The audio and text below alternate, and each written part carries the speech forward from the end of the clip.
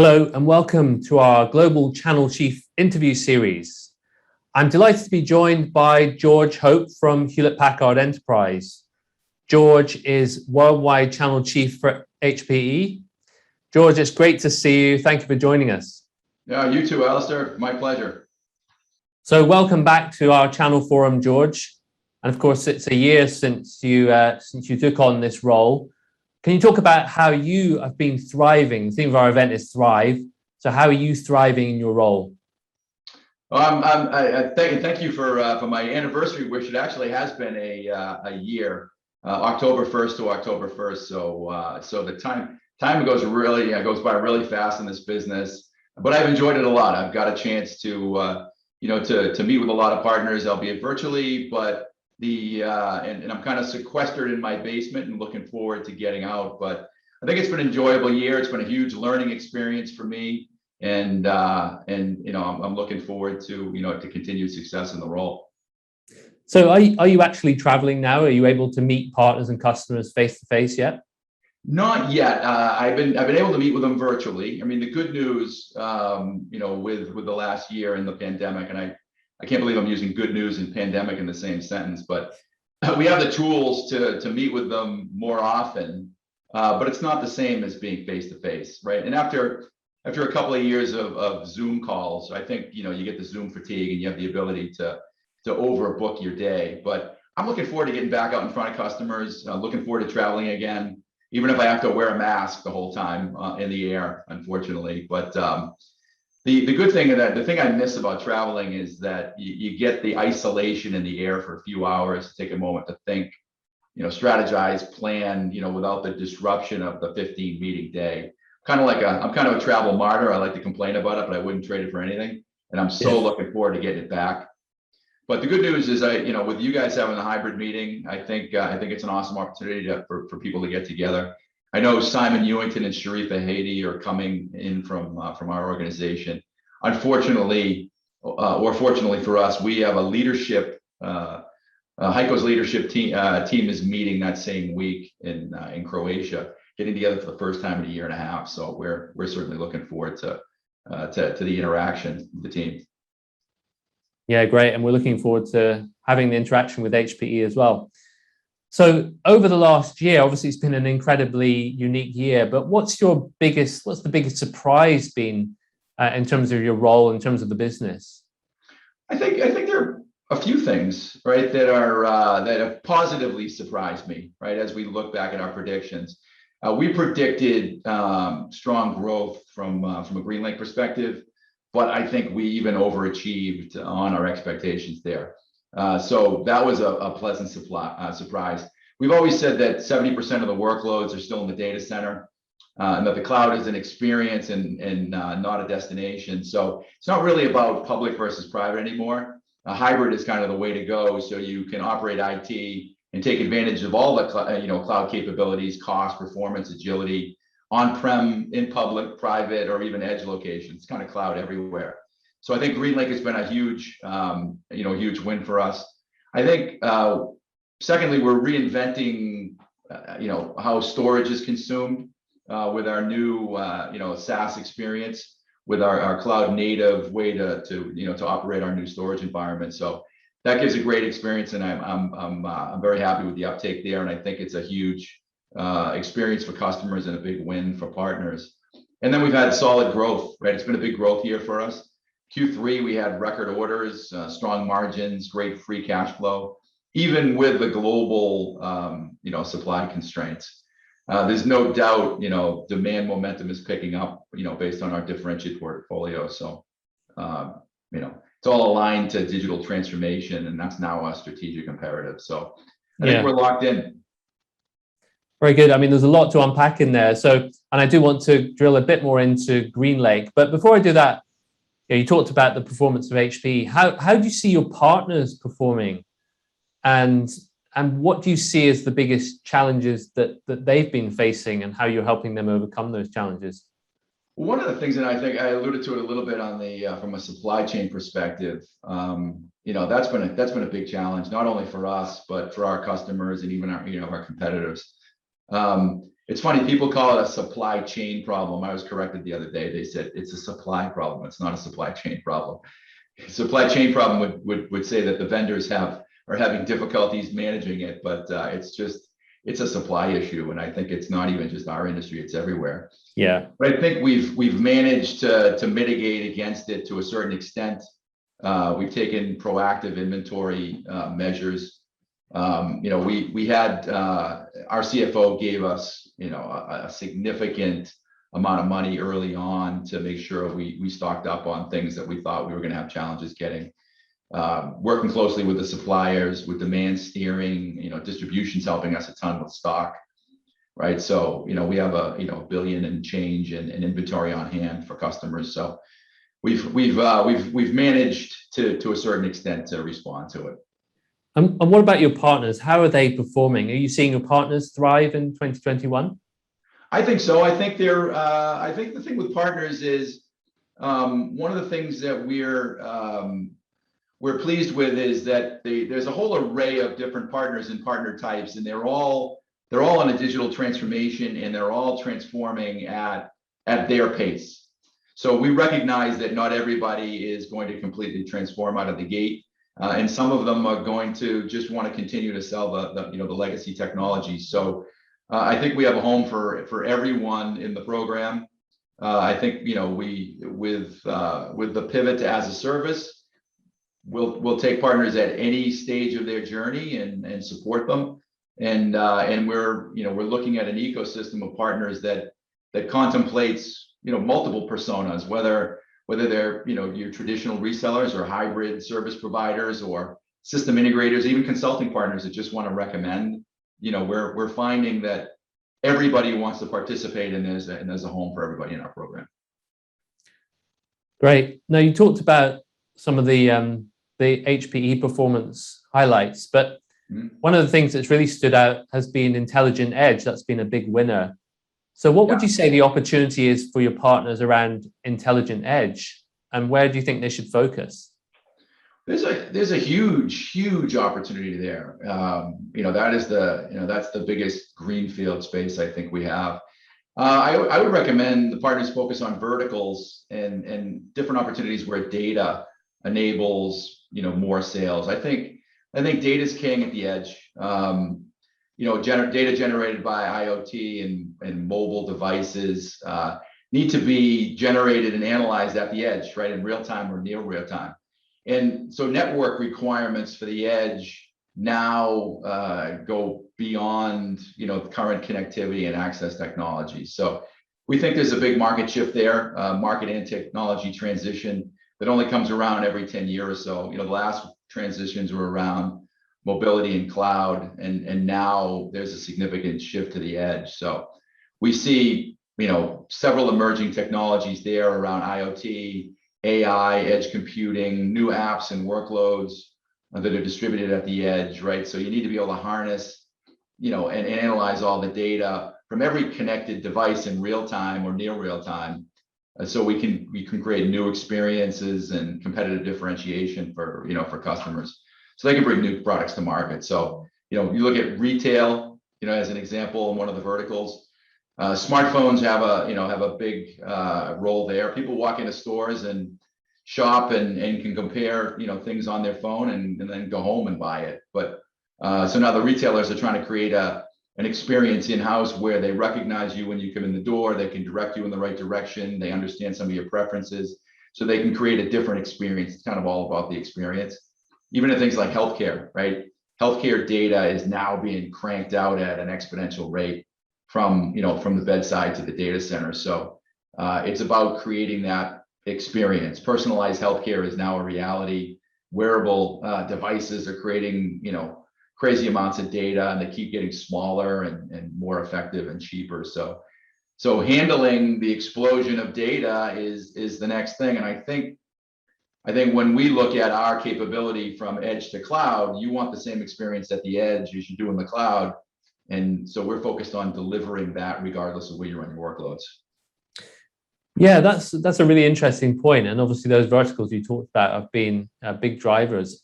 Is HPE recognizing partners vertical expertise in any way through the program, or is that something you're thinking of doing? That is a thinking of doing. I would put it in that category. It's difficult. We want there are a lot of our technologies that require a specific expertise. Like if you look at Esmeralda, or if you look at even the GreenLake offerings, right? If we're offering, data fabric as a service or ML ops as a service, or different, HPC as a service, the partners need to have some capabilities in those verticals or in those workloads to be able to be successful. So we're starting to try to cut through the noise and identify specific partners that have those capabilities, because we want to be able to we want to be able to take advantage of those capabilities, but we don't want to try to boil the ocean with them and try to get everybody to sell HPC as a service. We want to be more focused and targeted towards the customers that are, the partners that are really capable of taking those to market. And in terms of, I think the biggest question that a lot of partners and customers face is around the on-premises infrastructure, server, storage, networking. Mm-hmm. And in your last quarter, I think one of the things that came out was that the compute business is seeing limited growth, but very strong improvement in gross margins and profitability. So how should we read this? Are we seeing the refresh of IT on-premise starting, particularly infrastructure?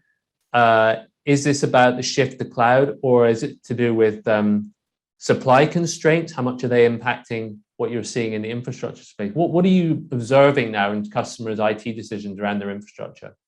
Well, I think it's all the above. I think the pandemic brought in a new normal for us, right? There are needs for different things like working from home.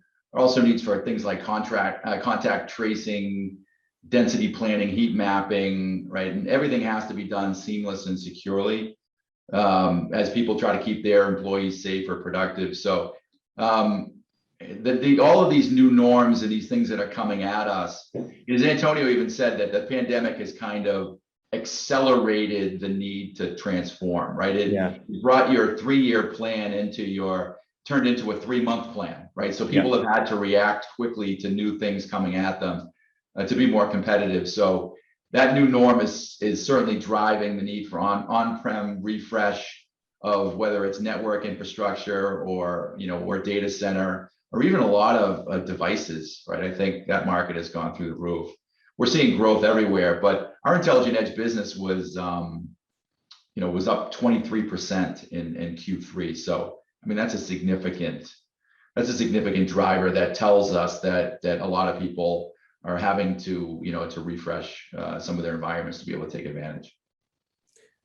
Yeah, and I think we're also seeing that in our data. But as you referred to before, your customer buying decisions are changing, and obviously the as a service shift is one of the biggest trends we see in the market.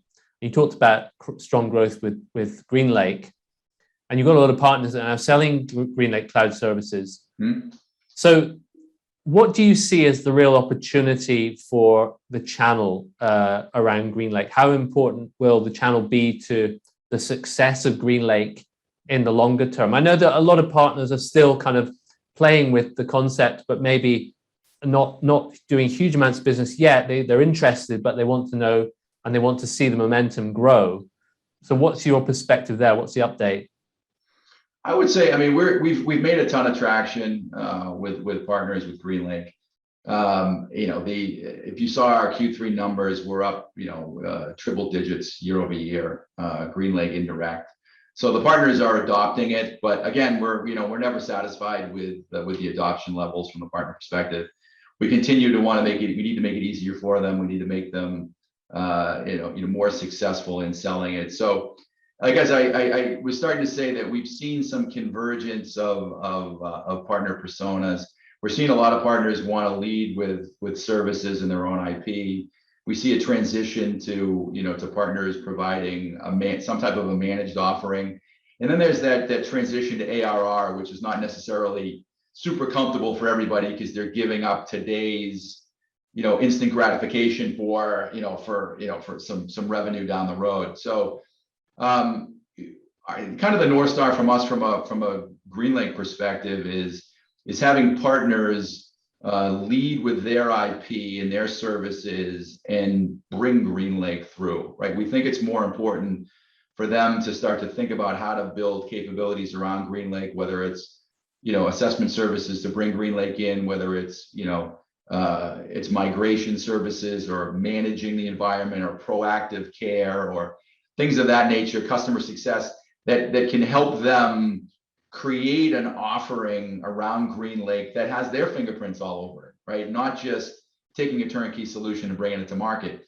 So we encourage all of the partners to try to think of ways with us to build a business around it and monetize it, because then there are certain applications and workloads that they might have specific capabilities in, as you asked earlier, with like looking for partners that have capabilities. Those are just other things they can add on top of that from an IP perspective and be able to take an HPC as a service offering of ours to market, or the ML ops or data fabric or some of the new ones that just came out. So, there's a ton of opportunity there, and there's a ton of margin to be had by the partners when we continue to chip at cracking the code on that.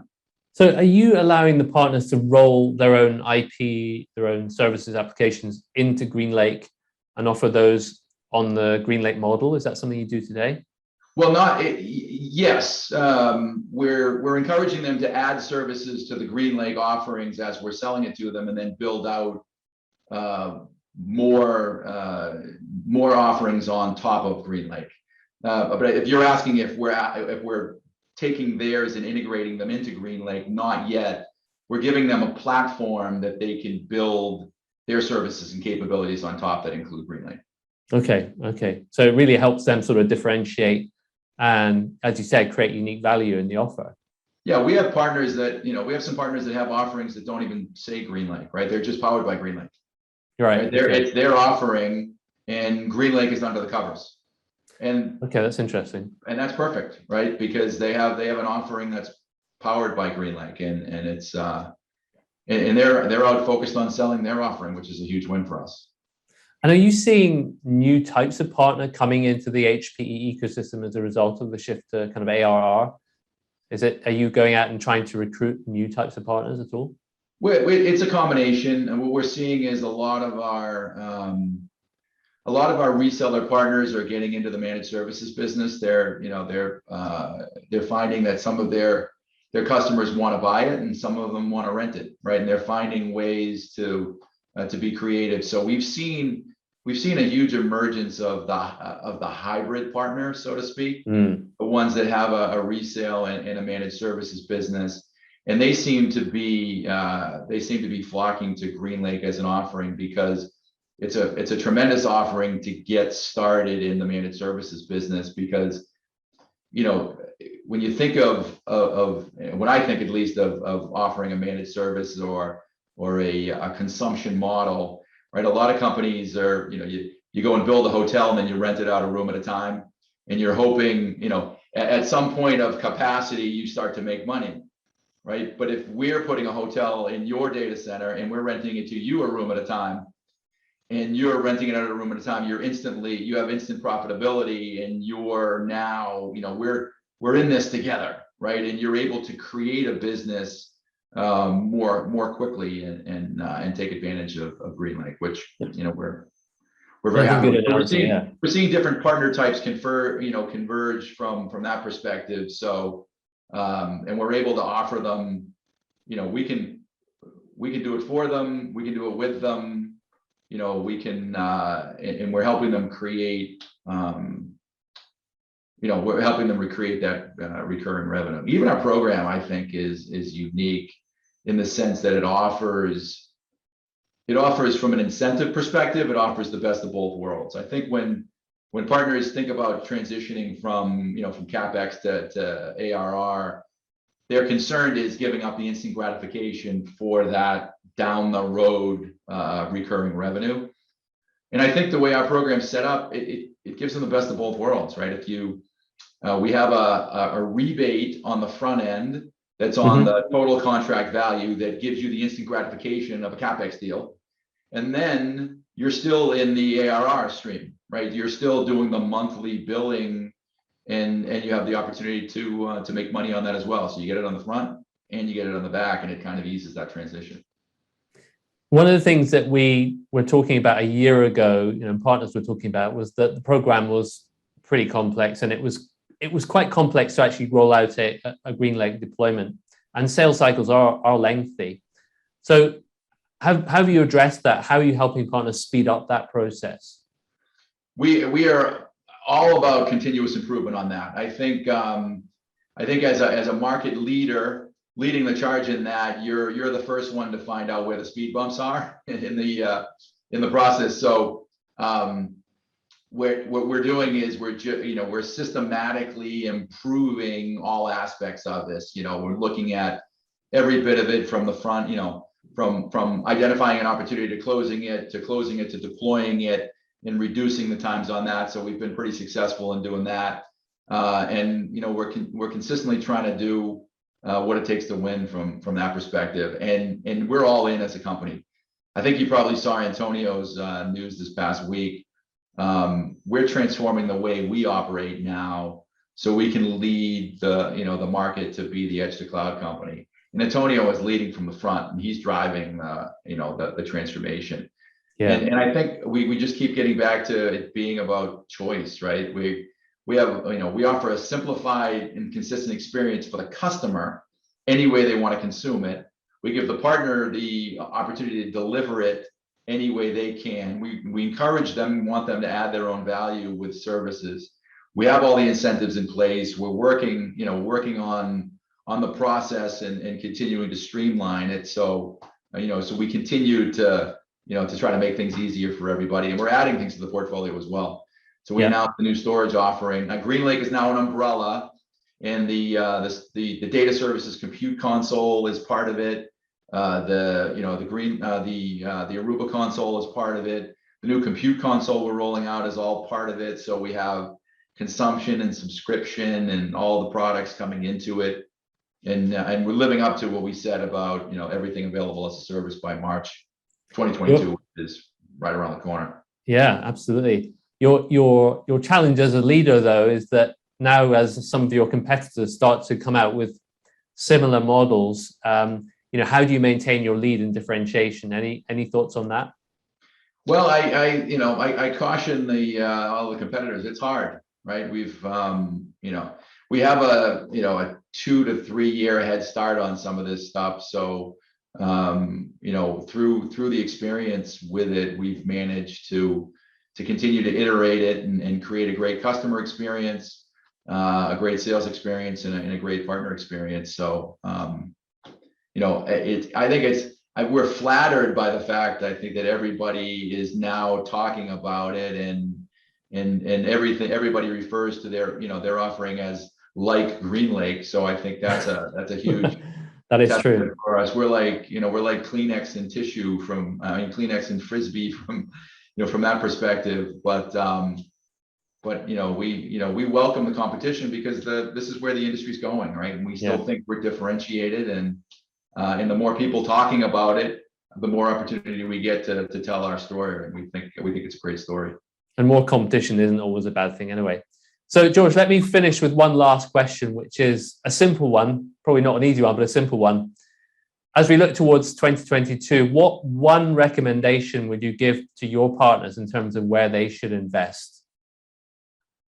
After the big GreenLake commercial, I would find it hard to not say it's hybrid cloud, right? I think a lot of the partners have a public cloud offering through one of the hyperscalers. I think you need to start to think hybrid, right? We want to create the same experience for customers wherever they run their workloads, and they're running a lot of workloads at the edge, and you have to contemplate the edge. It's public cloud, it's private cloud. We mentioned that after 10 years in the public cloud, only 30% of the workloads at best are in the cloud, right? The rest are still in the data center or at the edge. And it's not for the lack of trying. So we think we give that same experience across the board, and we think everybody should explore having this in their bag, at least to complement, a public offering that they have. If they're hitting the ceiling with a public cloud for obvious reasons, look, you've got to go to hybrid. You want to be able to expand your market and your existing customers. So I think everybody should have one of these arrows in their quiver. Okay, great, good advice. Thank you, George. Great to talk to you. Thank you. Thanks for having me. I appreciate it. You're welcome. Thank you.